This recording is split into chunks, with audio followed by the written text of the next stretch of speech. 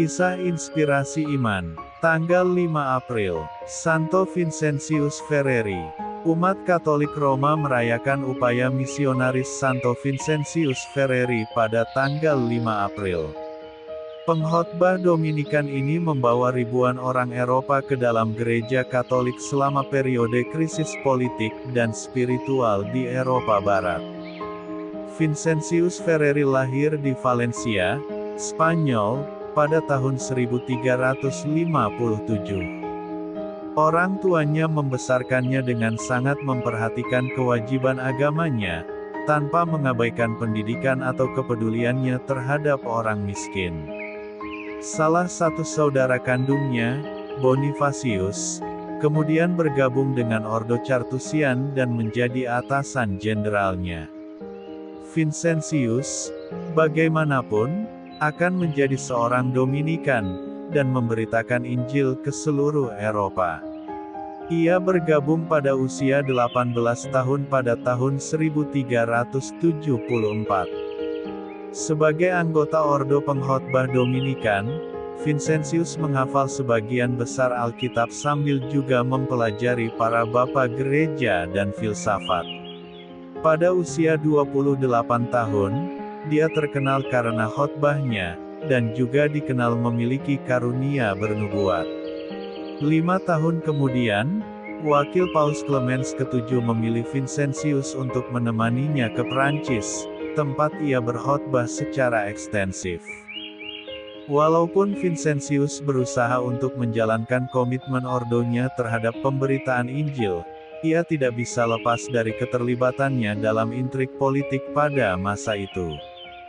Dua orang yang saling mengklaim kepausan muncul pada akhir tahun 1300-an, satu di Roma dan satu lagi di kota Avignon, Prancis.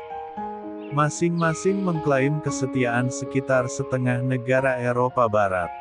Terperangkap di antara para penggugat yang bersaing, Vincentius berusaha membujuk Paus Benediktus ke-13 dari Avignon untuk merundingkan diakhirinya perpecahan. Benediktus, yang dianggap sebagai paus di Spanyol dan Perancis, berusaha menghormati Vincentius dengan menahbiskannya sebagai uskup.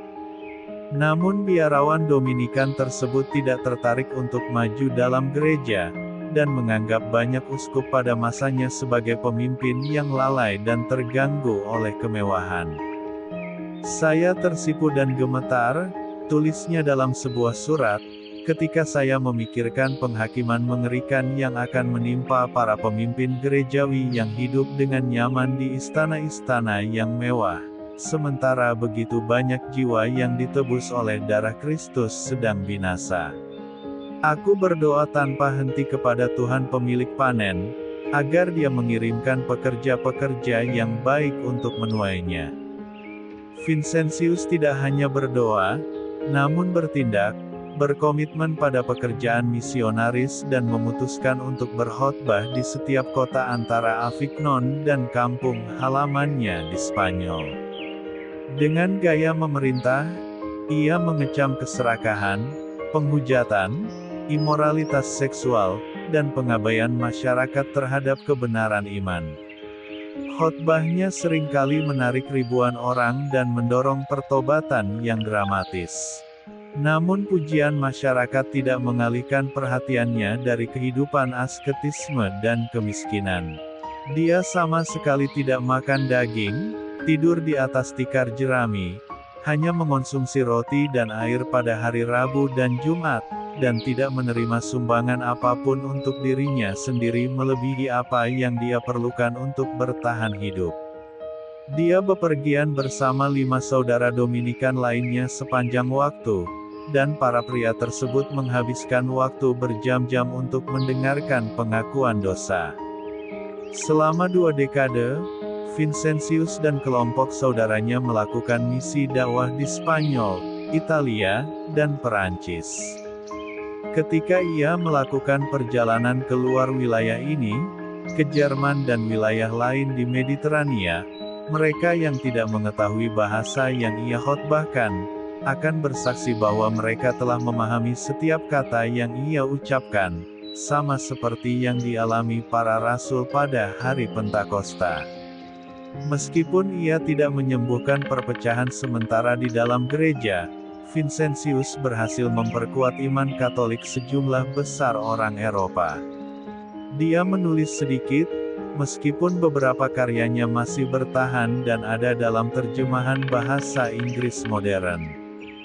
Santo Vincentius Ferreri meninggal pada tanggal 5 April tahun 1419 pada usia 62 tahun, di kota Vannes di wilayah Britani, Prancis.